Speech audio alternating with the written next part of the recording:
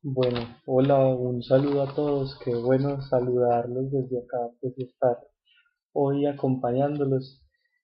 Bueno, en el videíto les quería comentar un poco cómo habíamos quedado, no sé si se acuerdan en las sesiones pasadas, en las últimas en las que estuve, sobre los capítulos introductorios del libro de Campbell sobre la justicia. Y bueno, espero que el video quede bien, yo soy súper malo para esto, pero bueno, ahí les voy contando un poquitico y también pues les voy a hacer como un resumen. Tengo que admitir pues que también después de trabajar este texto y de tomar todas estas notas fueron muchísimas más las preguntas pues que las respuestas que encontré. Eh, y bueno, quería compartirlo con ustedes y aunque sea difícil, pues porque no podemos estar interactuando, pues espero contarles ahora un poco y que después podamos de alguna manera pues como poner en común las dudas que a ustedes les surjan y yo comentarles pues de las dudas que tuve para que lleguemos pues entre todos como a alguna conclusión. Entonces, bueno, en estos primeros dos capítulos, el profesor Campbell nos muestra un panorama general sobre qué es la justicia y sobre qué es lo justo, alejándose pues de una teoría específica, de una teoría particular sobre la justicia.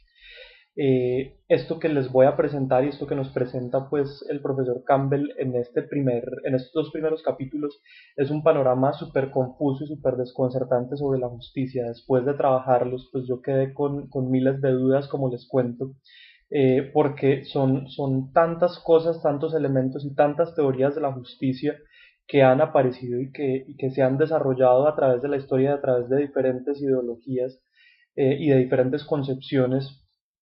del universo y del mundo, que finalmente es difícil establecer con certeza qué es la justicia, y quedan más preguntas alrededor de que la justicia pues en realidad no es un concepto que pueda ser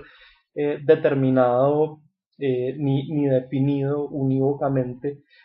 sino que tiene diferentes acepciones, y que ha tenido diferentes acepciones pues a través de la historia. Entonces, en primer lugar, el profesor Campbell nos dice que tenemos que dejar un poco de lado la idea de que la justicia es ese concepto principal que estructura la vida pública, que estructura la organización social y política. Dice que si bien la justicia ha sido un concepto importante y determinante para explicar nuestra organización política, y el Estado, pues, y la vida pública en casi toda la historia contemporánea de Occidente, para estudiar verdaderamente la justicia y eso que subyace a todas las concepciones de justicia que han aparecido en la historia, es necesario dejar un poco de lado la idea de que la justicia sea ese principio más importante, ese principio fundamental de la organización social y política. Entonces, ¿qué es lo distinto del discurso sobre la justicia? En este punto, el profesor Campbell nos va a introducir el discurso de la justicia desde dos puntos de vista, desde la igualdad y desde la distribución. Estos dos conceptos van a ser fundamentales. En primer lugar, en cuanto a la igualdad, el profesor Campbell nos va a hablar del mérito y en cuanto a la distribución, vamos a ver la oposición entre diferentes concepciones de la justicia que han aparecido, principalmente la justicia distributiva y la justicia correctiva. Entonces nos empieza a explicar, pues empezamos a hacer como un panorama general de todas estas concepciones de la justicia que han aparecido y de cómo la justicia eh, se ha definido a partir de ideologías, a partir de concepciones ideológicas que adaptándose a, pues a lo que más les conviene, por decirlo de cierta manera, han desarrollado definiciones diferentes de la justicia. Entonces encontramos que hay concepciones negativas de la justicia y concepciones positivas de la justicia. Estas concepciones negativas de la justicia nos hablan del valor de la justicia como la respuesta a un agravio, como la respuesta a la perpetración de injusticias, y en este sentido se entiende como un valor conservador, es decir, un valor que reacciona frente a expectativas insatisfechas, un valor que pretende restaurar, pero también hay nociones positivas de la justicia Y en estas nociones positivas de la justicia encontramos, por ejemplo, la idea de la legitimidad. La idea de la legitimidad es que, por ejemplo, un gobierno o un ordenamiento jurídico van a ser legítimos eh, porque son considerados justos. En este caso ya no es una justicia como retribución o como respuesta a un injusto, sino una justicia como un mundo que se ordena de acuerdo a conceptos y de acuerdo a criterios que son considerados justos. Eh, entonces encontramos todo este tipo de nociones sociales y políticas de la justicia eh, y pues aquí en este sentido, en esto que les estoy contando de la justicia como elemento de legitimidad, vemos cómo la justicia ha sido un concepto que se ha ligado fundamentalmente a la vida pública y cómo ha sido considerada una virtud pública, política, como nos explicaba pues en los diálogos de Platón, cuando Sócrates empieza a discutir pues si efectivamente la justicia es una virtud política y cómo en todos estos mitos griegos en el Protágoras nos empiezan Protágoras en el diálogo de Protágoras nos empiezan a contar sobre esta distribución de los dones, de lo que ya habíamos hablado, de cómo los dioses distribuyen los dones entre los seres vivientes y finalmente va a quedar la justicia, que se supone que va a ser repartida entre todos los seres humanos, esa virtud de la política. Y nos empezamos a preguntar si entonces efectivamente la justicia es una virtud política o si la justicia, por el contrario, va a ser un atributo de los individuos y de la esfera individual de los seres humanos.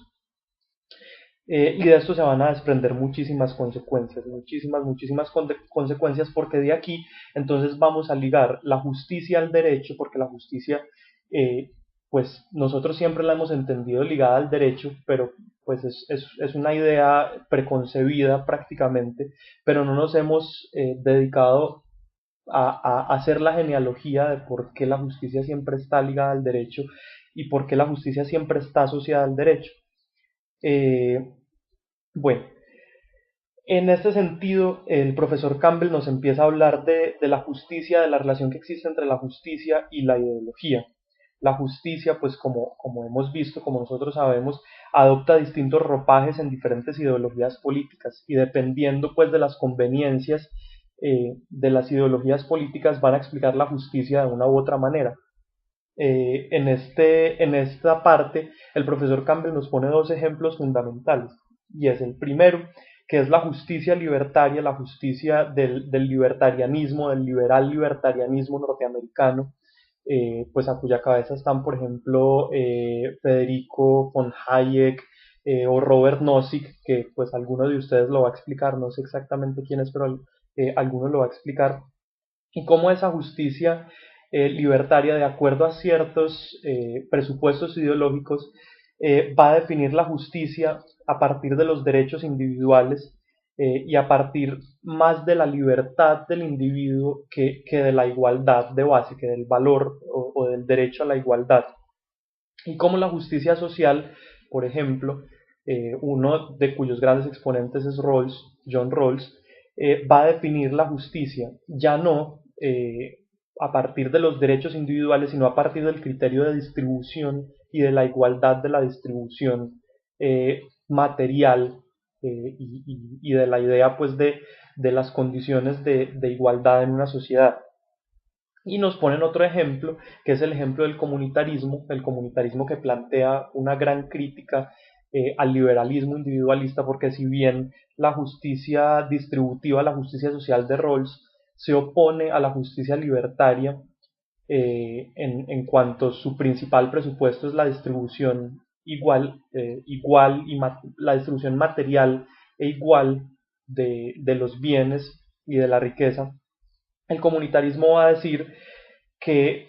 eh, las teorías de Rawls y la justicia social de Rawls no deja de ser, no deja de desconocer que los individuos necesitan unos presupuestos básicos para ser miembros plenos e iguales de una sociedad. Bueno, sigamos por aquí, entonces les sigo contando. Otra gran división, otra gran distribución como para que empecemos a conocer estas categorías que nos explica el profesor Campbell, que van más allá de la distribución y de la igualdad o de la libertad, en el caso de la justicia libertaria, de la justicia liberal libertaria. Se propone otra división de la que ya les había hablado un poco, y es la justicia correctiva versus la justicia distributiva. Porque más allá de la distribución que explica Rawls en su justicia social, eh,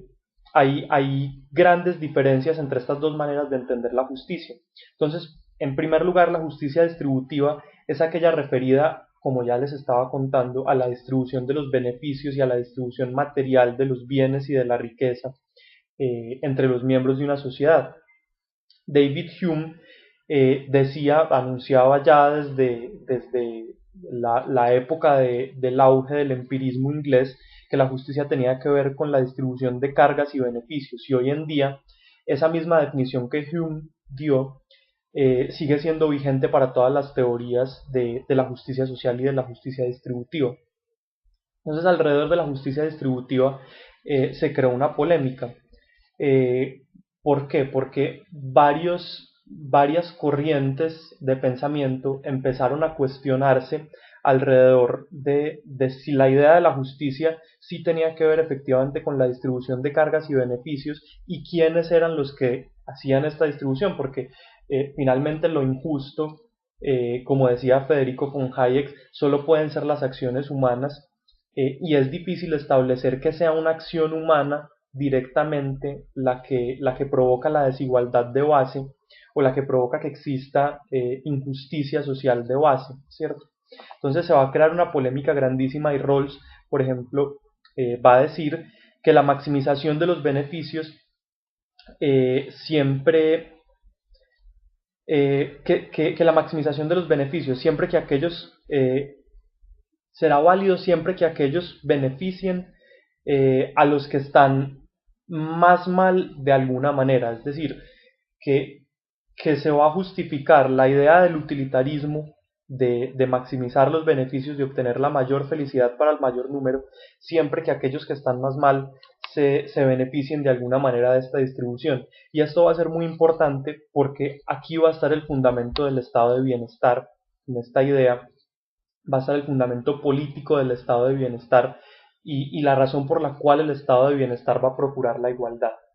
Hayek, por su parte, un gran opositor, Hayek es defensor del libertarianismo, del liberal libertarianismo norteamericano, va a decir que es imposible hablar de distribución injusta, como les contaba ahorita, porque solo las acciones de las personas pueden ser injustas. Hayek va a desconocer eh, una cosa muy importante, y es que la, la, la injusticia puede ser por efectos directos o indirectos del accionar humano. Entonces, si finalmente no existe, si finalmente es difícil identificar cuál fue la acción humana que provocó la desigualdad de base, por ejemplo, por la que hay desigualdades y brechas sociales tan grandes en una ciudad como Medellín, esos son efectos indirectos del accionar humano y de un sistema económico como el sistema capitalista. Esa va a ser pues la respuesta de los teóricos de la justicia distributiva a la crítica de Hayek. Y Nozick va a decir que las propiedades de una persona son justas si son conseguidas mediante acciones legítimas. Entonces Nozick va a proponer un enfoque de la justicia distributiva no finalista, sino histórico, y va a decir que si esa manera de conseguir los bienes de una persona fueron legítimos, por lo tanto va a ser justo que esa persona tenga esos bienes y que esa distribución se haya realizado conforme al mérito de esas pues, al mérito de esa persona, de las acciones de esa persona. Pero finalmente esto va a plantear asuntos muy complicados, porque distribuir conforme al mérito o al demérito es una cuestión retrospectiva que solamente se va a poder analizar de una manera retrospectiva. Y por eso es que las definiciones de justicia distributiva van a requerir de modelos existentes que puedan ser alterados en la dirección que establecen modelos más favorables. Es decir, la justicia distributiva siempre va a requerir que el cambio sea posible, y, y se va a oponer a una defensa del statu quo, ¿cierto? Porque se supone que, que hay que procurar una igualdad de oportunidades o una igualdad de base que garanticen esa justicia en la distribución de las cargas y los beneficios. En oposición a la justicia distributiva encontramos entonces la justicia correctiva, que la justicia correctiva van a ser los castigos, las compensaciones por daños e intercambios injustos. Y aquí es donde va a aparecer el derecho como una herramienta fundamental, un instrumento clave en la determinación de la distribución general de los castigos y las compensaciones y de las cargas y los beneficios en una sociedad. Entonces, estas dos diferenciaciones de la justicia nos van a hacer percibir que existe una justicia social y una justicia individual. Y esta relación entre la justicia social y la justicia individual nos va a hacer percibir el vínculo que existe entre derecho y justicia, que ha sido el vínculo que culturalmente se ha marcado y ha marcado al derecho y al estudio del derecho como si su objeto de estudio fuera verdaderamente la justicia. Y eso es lo que se pregunta Campbell, si verdaderamente, pues va a empezar a explorar si verdaderamente el derecho está así de ligado a la justicia y no solamente a una concepción meramente formal de la justicia. Entonces, bueno, eh, finalmente se concluye en este primer capítulo, pues en esta parte se concluye este primer capítulo y dice que la visión de todas estas perspectivas de la justicia hace posible considerar que la justicia no es el valor primordial de la organización social y que hay quienes van a ver la justicia de maneras muy diferentes, como todos ustedes nos van a explicar en los capítulos que nos van a exponer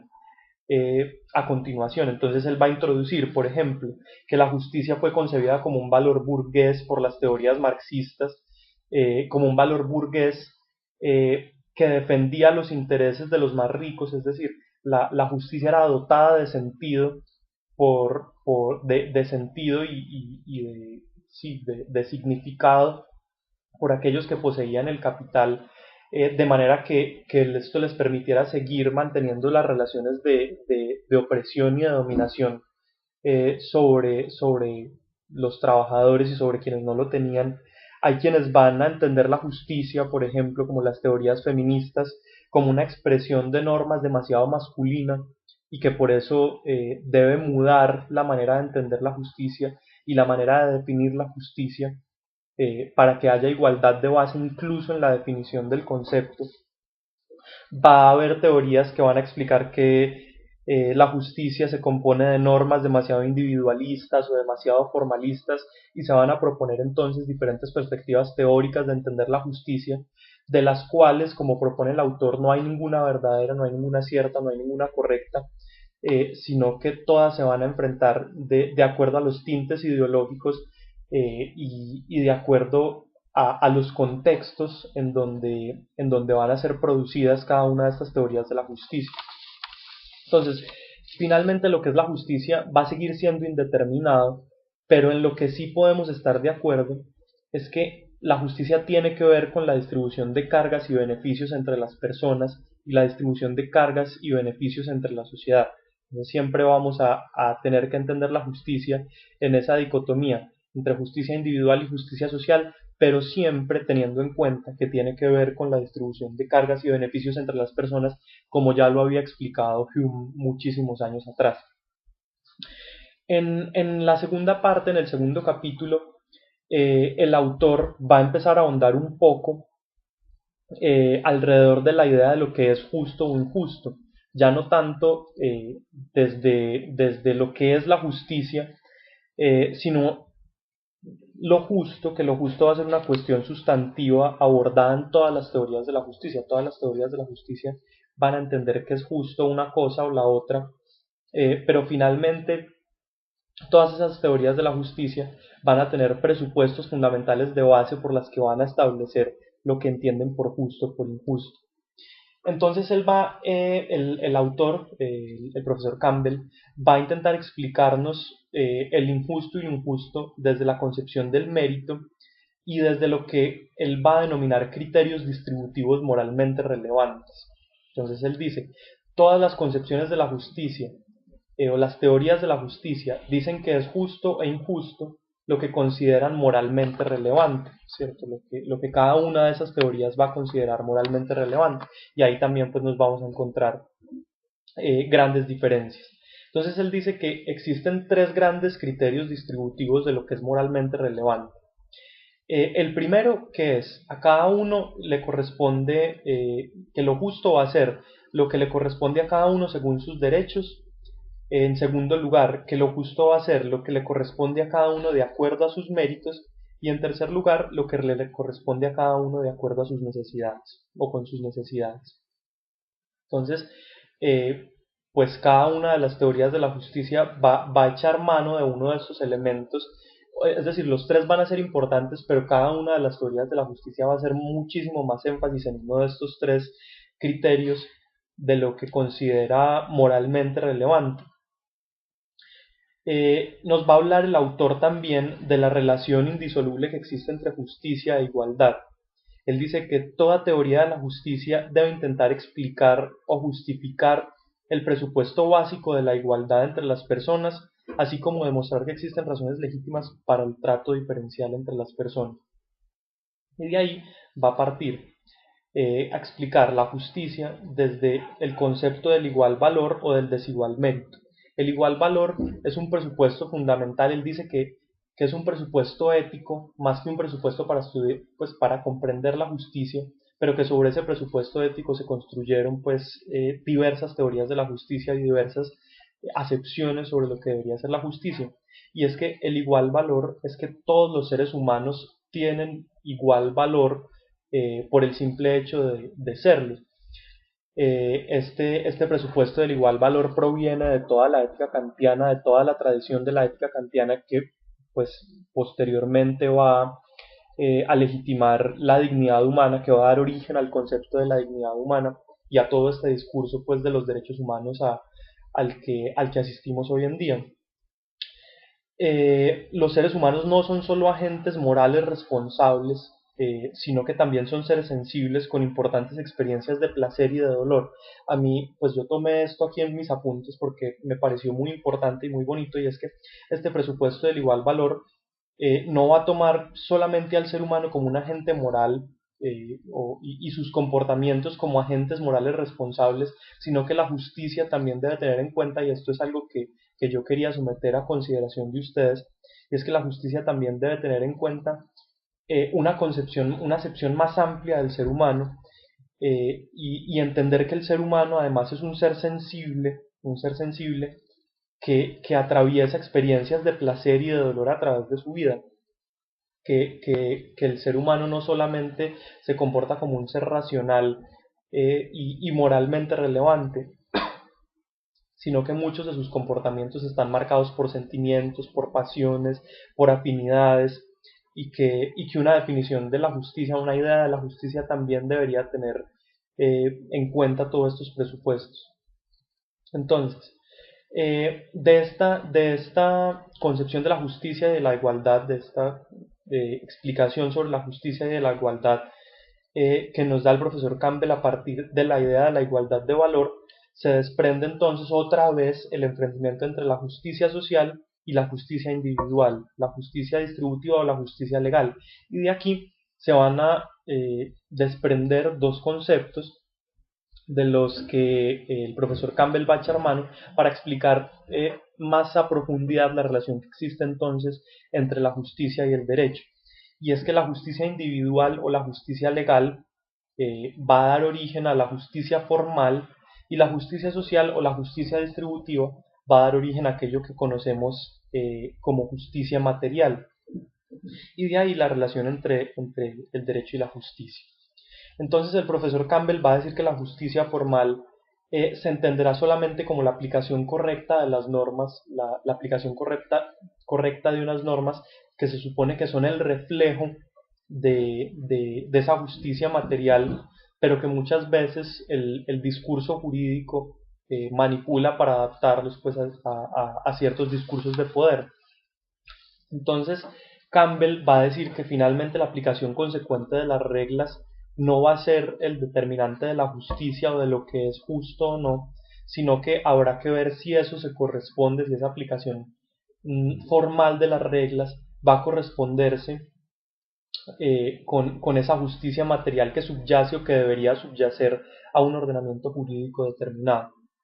Entonces él nos va a empezar a explicar, pues esta parte del texto es un poco denso, un poco complejo, porque justamente se va a remitir a todos los presupuestos de la lógica formal aristotélica para explicarnos por qué se ha justificado la justicia como trato igual para casos iguales y trato desigual para los desiguales, y cómo vamos a ver cómo esta lógica formal aristotélica que ha dado origen al derecho, que ha dado origen a la argumentación en el derecho y que ha dado origen a las definiciones de la justicia en el derecho, va a desconocer que, que la justicia material es cambiante y que la justicia formal difícilmente puede adaptarse a esos cambios de las necesidades de la justicia material, de las necesidades de adaptación de la justicia material. La justicia formal finalmente va a estar rellena de presupuestos éticos cambiantes y la estructura que hemos creado para esta justicia formal o para esta justicia legal en Occidente ha sido de una tradición legalista que hace que sea difícil de adaptar los presupuestos y las reivindicaciones de la justicia material que le subyace. Entonces, hemos asistido en el siglo XX, incluso hoy en nuestros días, cómo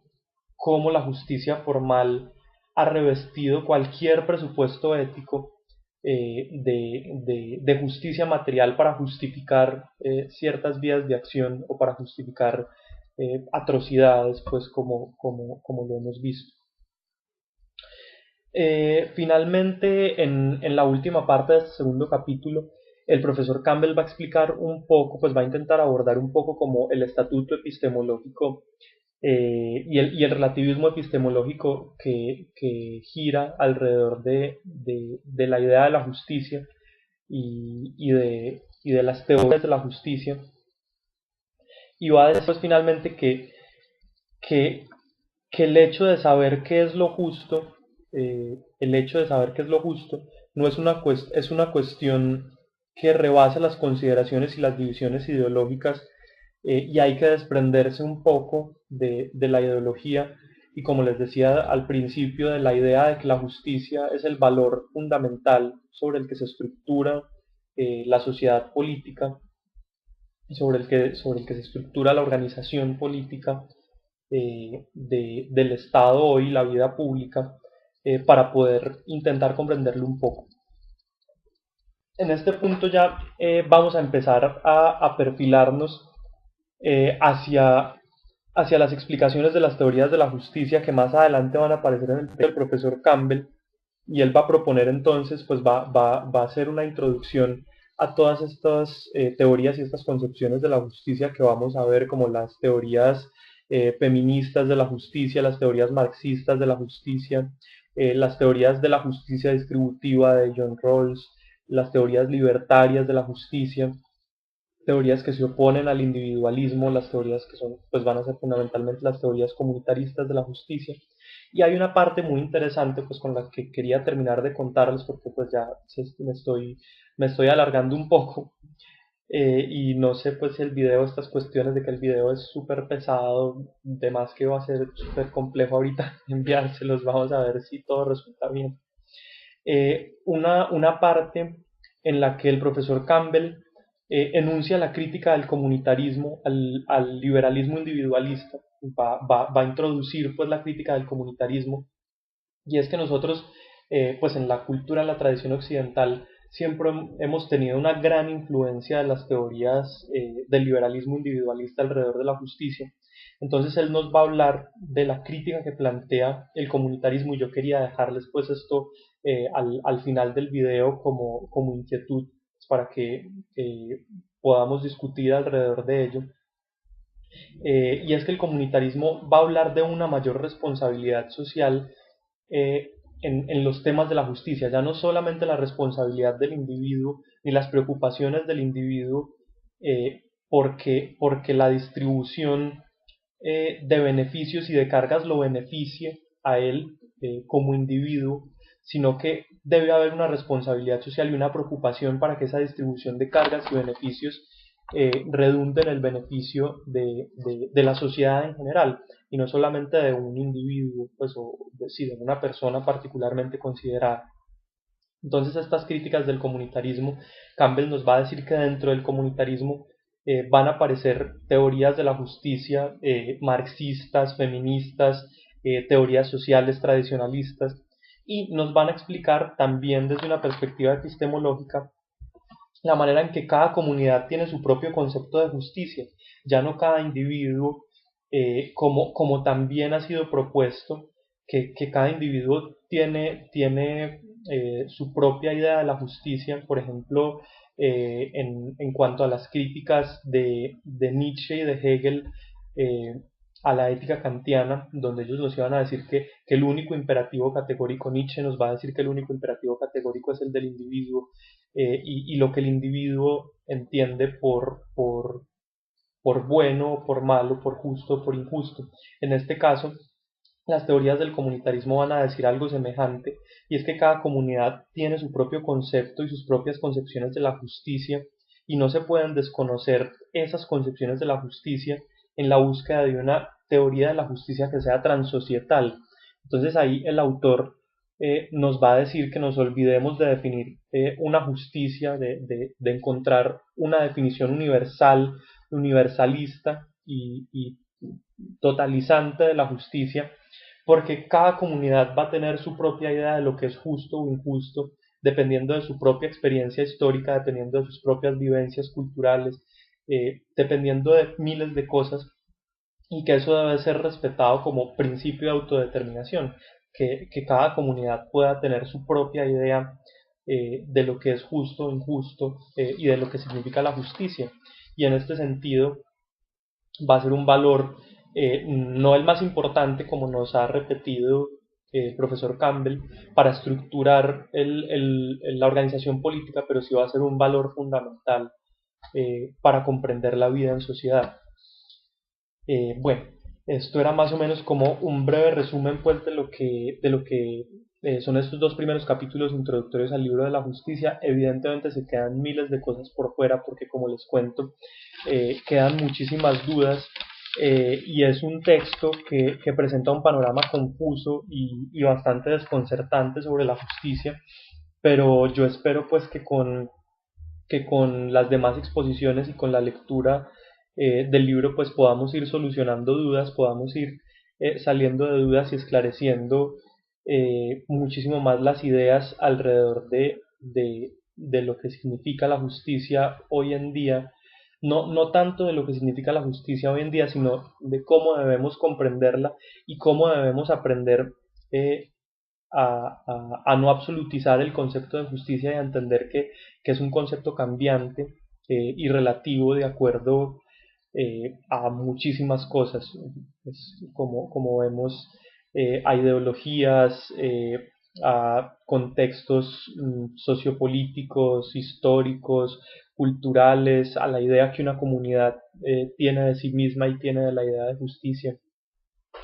Entonces, bueno, era eso. Me alegra muchísimo saludarlos y bueno, espero que nos volvamos a ver de nuevo. Me gustaría muchísimo escuchar las intervenciones de los demás, escuchar las intervenciones del propio Wilberto. Y bueno, un abrazo a todos y los quiero mucho. Chao.